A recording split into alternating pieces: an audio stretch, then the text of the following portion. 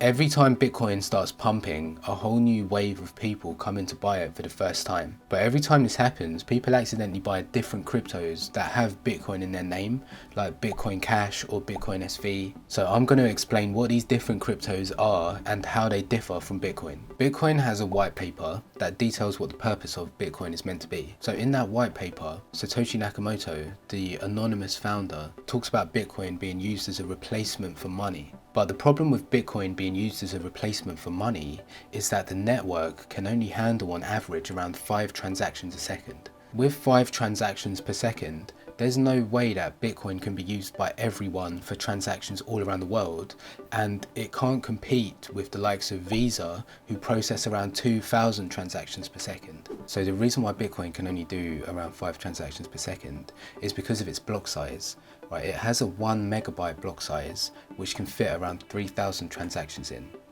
And a new block is created in the blockchain every 10 minutes, so that works out to around 5 transactions per second.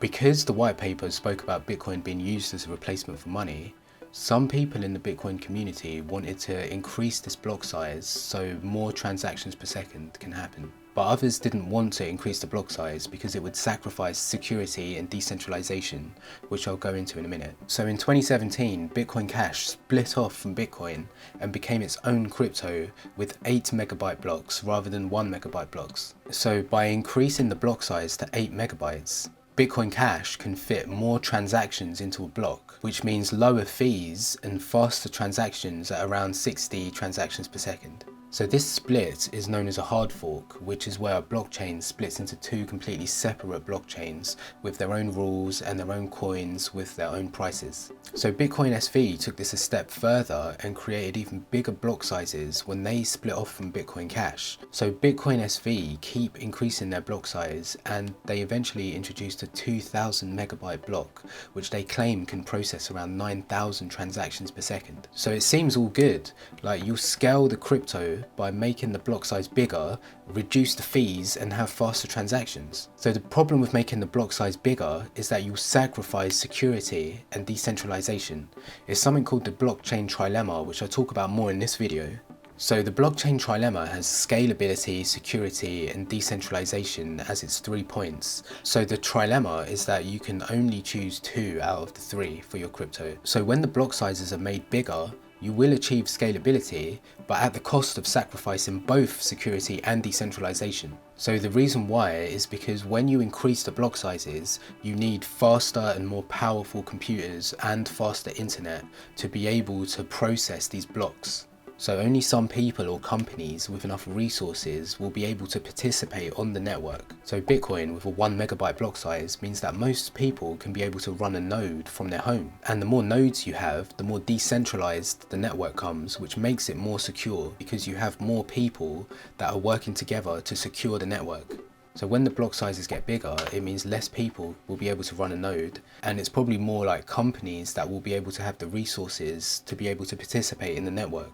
So because less people can participate, the network becomes more centralized, and having less nodes compromises security because it leaves the crypto open to a 51% attack. So with each crypto, at least 51% of the nodes in the network have to verify each transaction to make it valid on the blockchain. So therefore the blockchain can be attacked if someone can control 51% of the nodes. So the less nodes there are in a blockchain, the more likely it's going to get attacked. So this is exactly what happened with Bitcoin SV. Because Bitcoin SV's block size is so big, only companies with enough resources like data centers can participate on the network. So this guy, Craig Wright, is the founder of Bitcoin SV. So this guy claims that he's Satoshi Nakamoto, the anonymous founder of Bitcoin.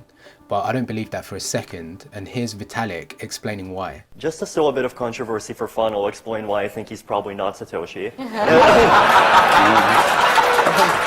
It's 2 minutes. 2 minutes. I mean, first of all, very simple signaling theory. He had the opportunity to take 2 different paths of proving that he's him. One path would have been to make that exact kind of proof, make a signature from the first Bitcoin block, put the signature out in public, make a very simple 10-line blog post that anyone, including, people, including, cryptographers like Dan Bonet and Ben Kaminsky and so forth can verify that it's him, and just post that out there and let the cryptographic community do it.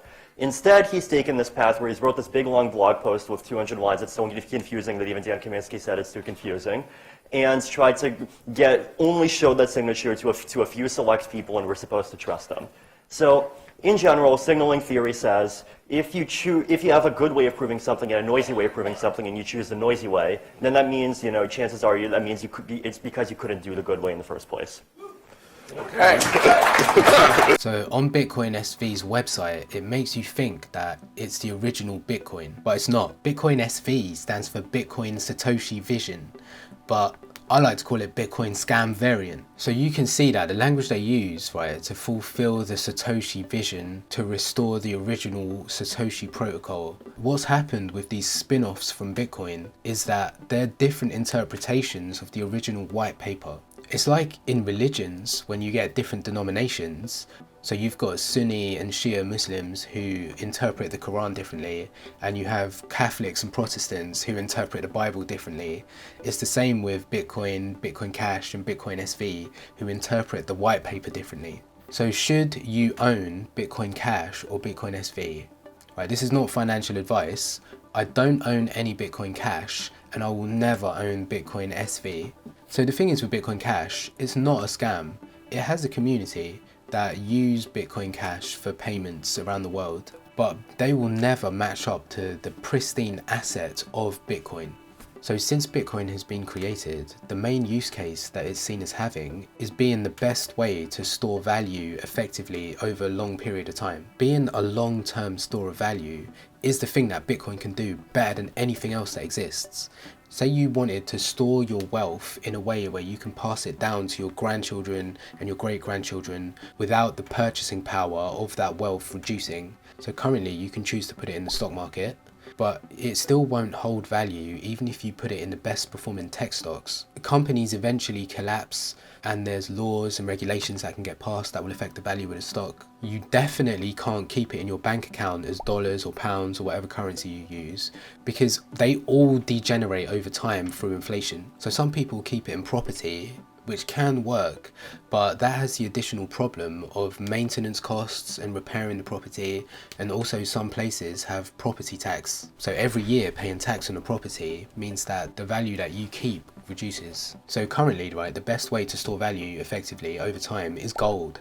But gold has an inflation rate, right? Because more gold gets mined all the time, the value of the gold that exists reduces. So there's roughly a 2% inflation rate every year for gold. So it means that over time, the value of gold that you have will reduce by about 2% every year. So with Bitcoin, instead of being used as cash, the main use case for it is actually coming for the use case of gold, where it can better store value effectively over time.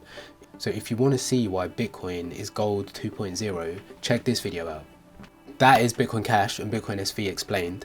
So there are other cryptos that exist that will try and pretend to be the next Bitcoin, like this scam coin called Bitcoin, that somehow they managed to get Steven Seagal to promote it, but it was exposed as an absolute scam. So if you see other cryptos with Bitcoin in the name, be very careful. There are some that I'm going to talk about in my next video that are legit. Grayscale Bitcoin Trust, Wrapped BTC, Ren BTC, TBTC, Synthetic BTC. So if you found something useful out of this video, a free way to support the channel is to drop man a like, and I'll see you in the next video where I'll talk about how these different forms of crypto are used to make money.